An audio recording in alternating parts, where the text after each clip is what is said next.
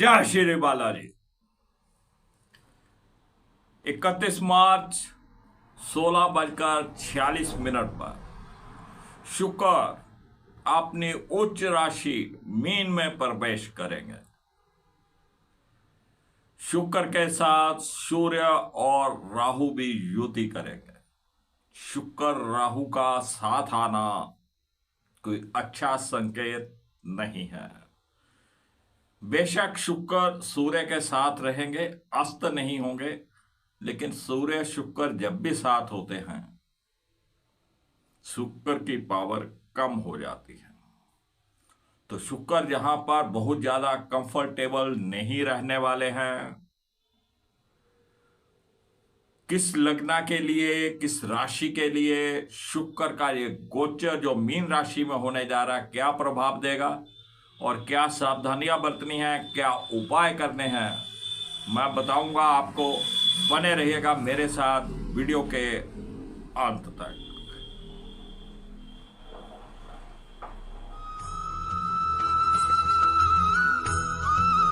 मैं राकेश वशिष्ठ आप सबका स्वागत करता हूं। बात करने वाले हैं शुक्र के गोचर की, जो कि मीन राशि में होने जा रहा है और राहु के साथ और सूर्य के साथ युति करने वाला है। सर्वप्रथम बात करने वाले हैं मेष लग्न की।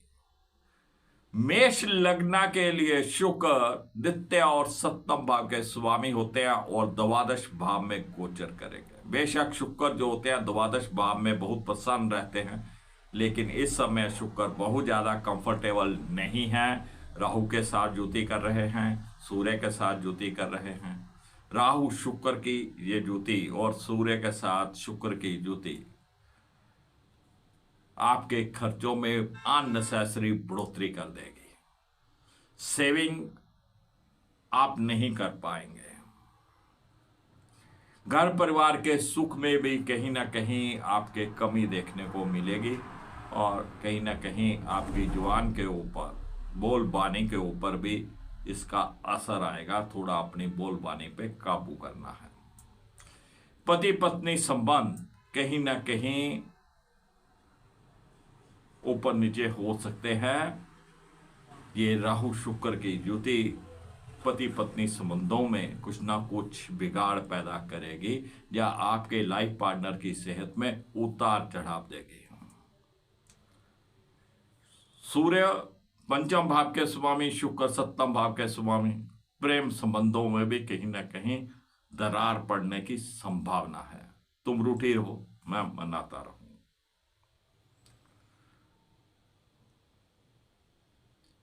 तो मेष लगन वालों को गाय की सेवा करनी है।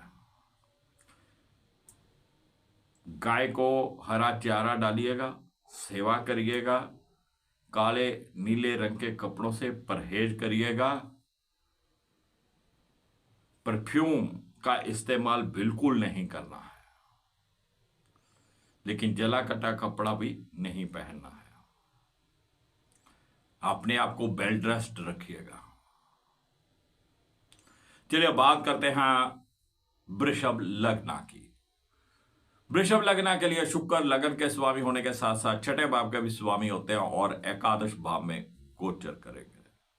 एकादश भाव हमारी आय से संबंधित है, हमारी इच्छा पूर्ति से संबंधित है। लगन का स्वामी राहु के साथ एकादश भाव में, सेहत में कुछ ना कुछ उतार चढ़ाव होने की संभावनाएं बनी हुई है। नजर भी लग सकती है, थोड़ा अपनी सेहत का ध्यान रखना है। छठा भाव भी बीमारी से और कर्जों से संबंधित होता है, डिस्प्यूट से संबंधित होता है। तो आय के साधनों में भी आपको बहुत ज्यादा भाग दौड़ करनी पड़ेगी। उधार दिया हुआ कहीं ना कहीं आपका पेमेंट भी फंस सकता है। तो ऐसे समय में आपको शुक्र को थोड़ा अच्छा रखने के लिए इत्र का इस्तेमाल करना है। परफ्यूम इस्तेमाल नहीं करना है, क्योंकि परफ्यूम में अल्कोहल होती है जो कि राहु है। इत्र इस्तेमाल करिएगा, गाय की सेवा करिएगा, अति उत्तम रहेगा।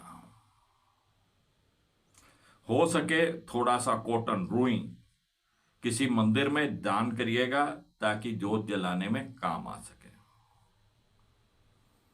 चलिए बात करते हैं मिथुन लग्न की। तो मिथुन लग्न के लिए शुक्र द्वादश भाव के स्वामी होने के साथ साथ पंचम भाव के भी स्वामी होते हैं और दसम भाव में गोचर करेंगे।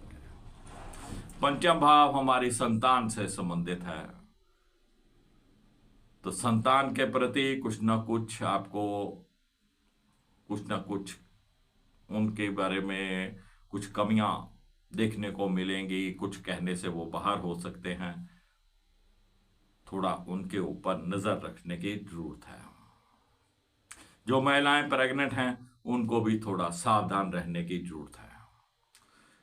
विद्यार्थी वर्ग को अपनी स्टडीज में बहुत ज्यादा ध्यान नहीं लगेगा, उनका ध्यान कहीं और भटकता रहेगा, तो उनको अपनी स्टडीज के ऊपर कंसंट्रेट करना है।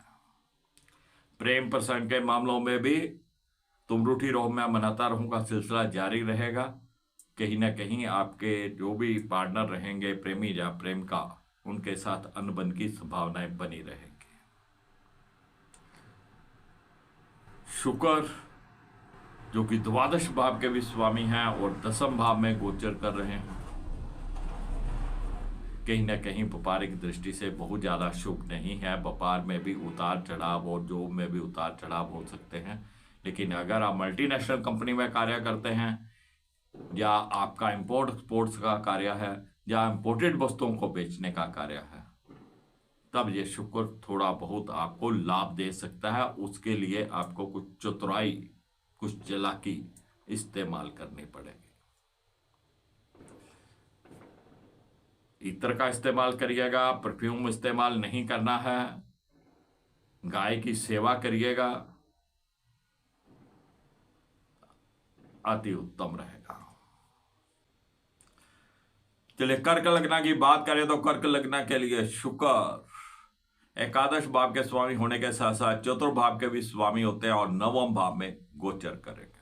चतुर्भाव का स्वामी नवम भाव में प्लेसमेंट सही है, एकादश भाव का स्वामी नवम में प्लेसमेंट सही है, लेकिन इसके पूरे रिजल्ट पूर्ण रिजल्ट जो होते हैं वो आपको नहीं मिलेंगे। इस समय में घर परिवार के सुख में कुछ कमी रहेगी, माता श्री की सेहत में कुछ थोड़े बहुत उतार चढ़ाव हो सकते हैं और आय के साधनों के लिए भी आपको कुछ ना कुछ भाग दौड़ जरा ज्यादा करनी पड़ेगी। बस धार्मिक रहिएगा, जितना ज्यादा आप धार्मिक रहेंगे नवम भाव उतना अच्छा फल देगा। दूध में शहद मिलाकर दिन के समय में आप सेवन करिएगा। केसर का तिलक आपको प्रतिदिन करना है। चलिए अब बात करते हैं सिंह लग्न की। सिंह लग्न के लिए शुक्र तृतीय भाव के स्वामी होने के साथ साथ दसम भाव के भी स्वामी होते हैं और अष्टम भाव में गोचर करेंगे। छोटे भाई बहनों के साथ संबंध बहुत ज्यादा मधुर नहीं रहने वाले, उनका सहयोग आपको पूर्ण नहीं मिलने वाला है, तो अपनी तरफ से प्रयास रखिएगा कि आपके संबंध उनके साथ नहीं बिगड़े। दोस्तों मित्रों अड़ोसी पड़ोसियों के साथ भी संबंध बिगड़ने से आपको बचना है। दसम भाव का स्वामी होकर अष्टम भाव में व्यापार और जॉब में भी आपको पंक्चुअल रहना है, वहां पर भी कुछ ना कुछ उतार चढ़ाव आपको देखने को मिलेंगे। लेकिन अगर आपकी जो मल्टीनेशनल कंपनी में है या आप इंपोर्ट एक्सपोर्ट का कोई कार्य करते हैं या इंपोर्टेड वस्तुओं को बेचने का कार्य करते हैं, तब कुछ ना कुछ लाभ जहां पे आपको मिल सकता है।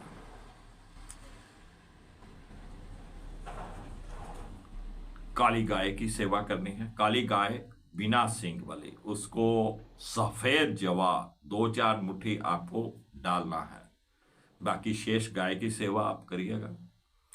किसी भी प्रकार का कोई एलिगेशन से बचने के लिए नीले रंग का फूल अगर आपको मिल जाए, अगर नीले रंग का फूल नहीं मिले तो कोई भी फूल ले लीजिए, किसी नाले में जल प्रवाह कर दीजिए या घर की फ्लश में डाल के फ्लश कर दीजिए।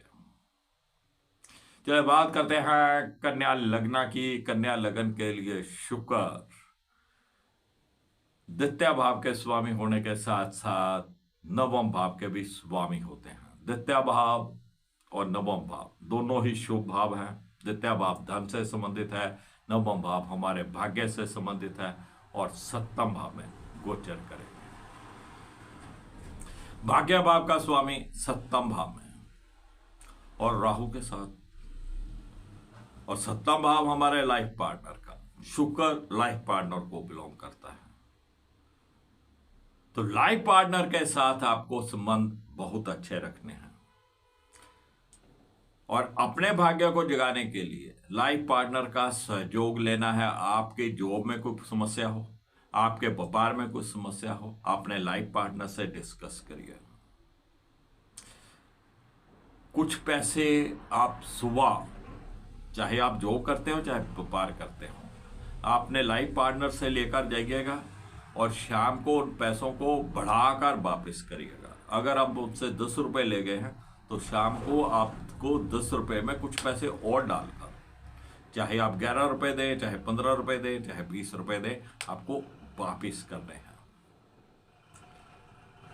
और द्वितीय भाव का स्वामी सप्तम भाव में, तो कहीं ना कहीं पारिवारिक माहौल में भी कुछ ना कुछ उतार चढ़ाव आपको देखने को मिलेंगे।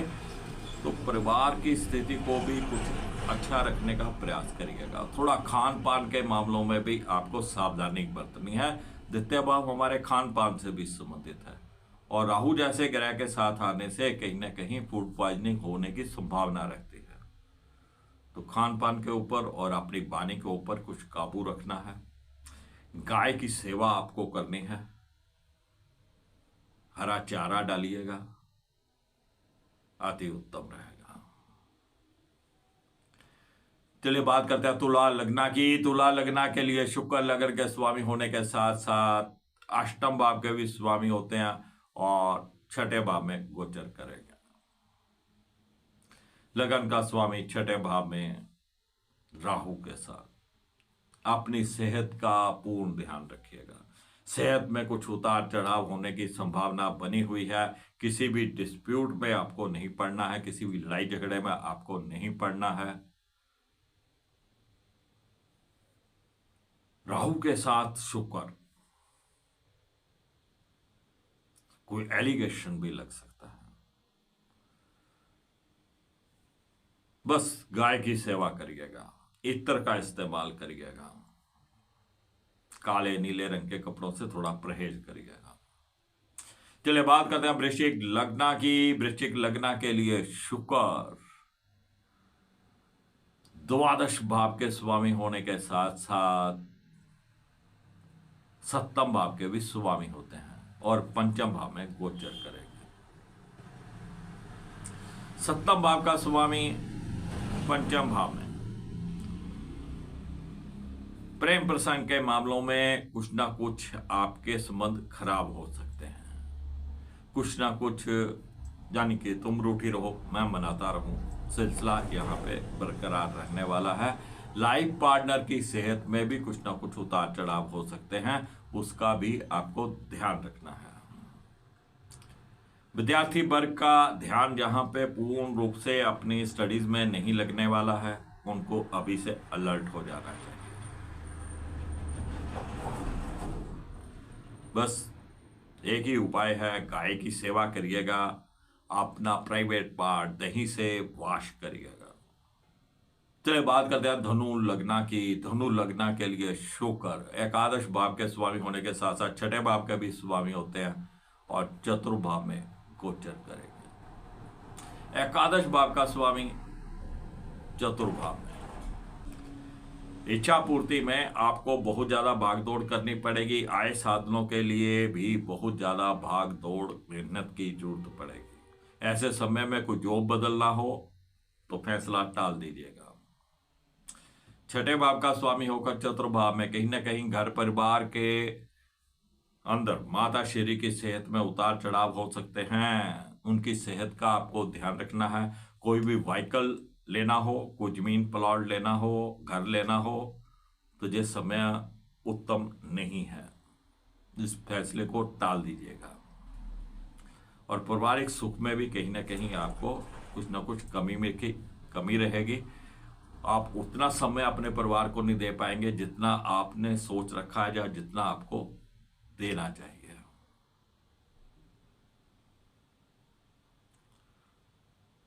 चलिए बात करते हैं मकर लग्न की। मकर लग्न के लिए शुक्र योग कारका होते हैं। 10वें भाव के स्वामी होने के साथ साथ 5वें भाव के भी स्वामी होते हैं।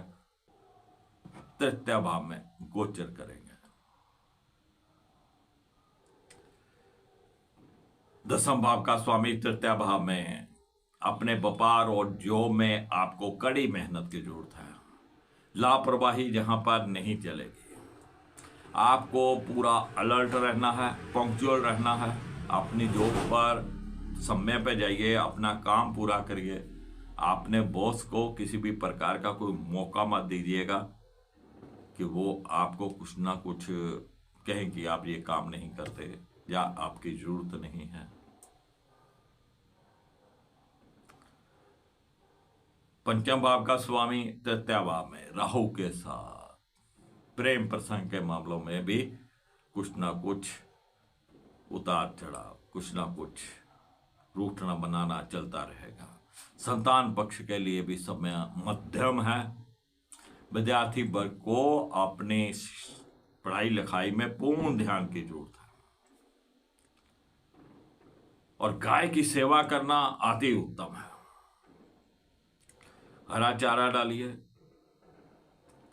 वैसे भी गाय की सेवा करना, गाय को तिलक करना, गाय के ऊपर हाथ फेरना, गाय की पूंछ से झाड़ा करना शुभ फलदायी रहेगा।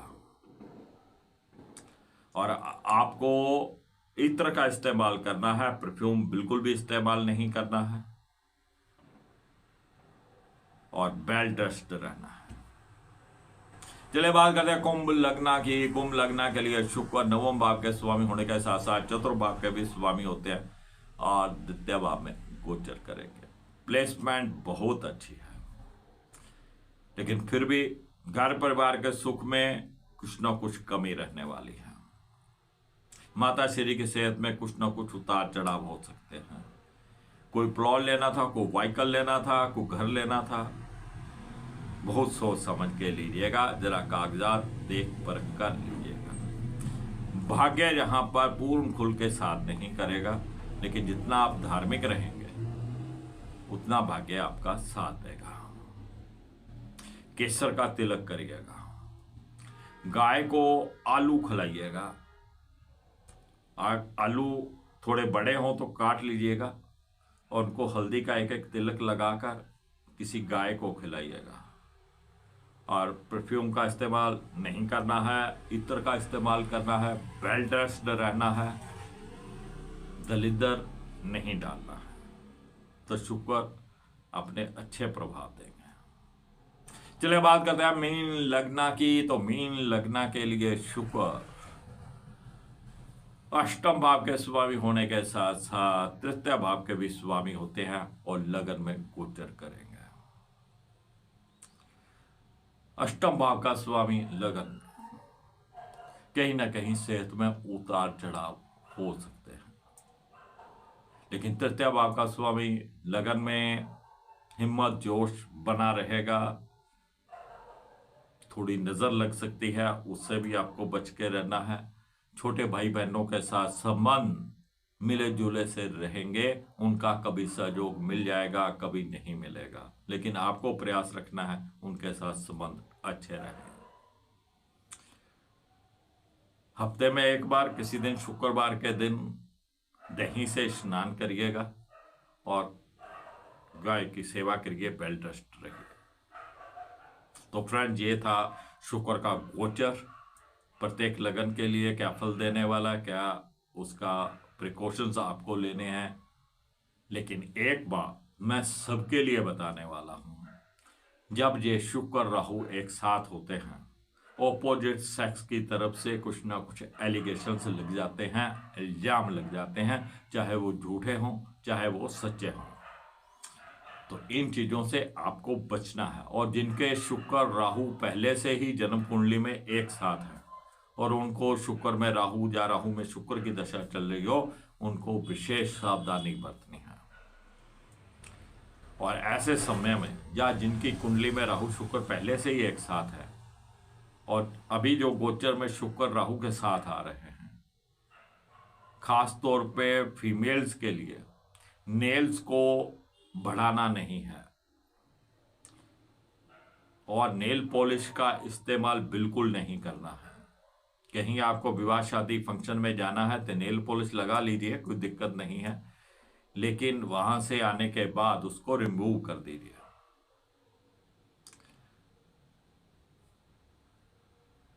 ये उपाय सभी के ऊपर लागू होगा और परफ्यूम का इस्तेमाल नहीं करना है। फिर मिलेंगे एक नई जानकारी के साथ, तब तक राकेश वशिष्ठ को इजाजत दीजिए। जय श्री बालाजी।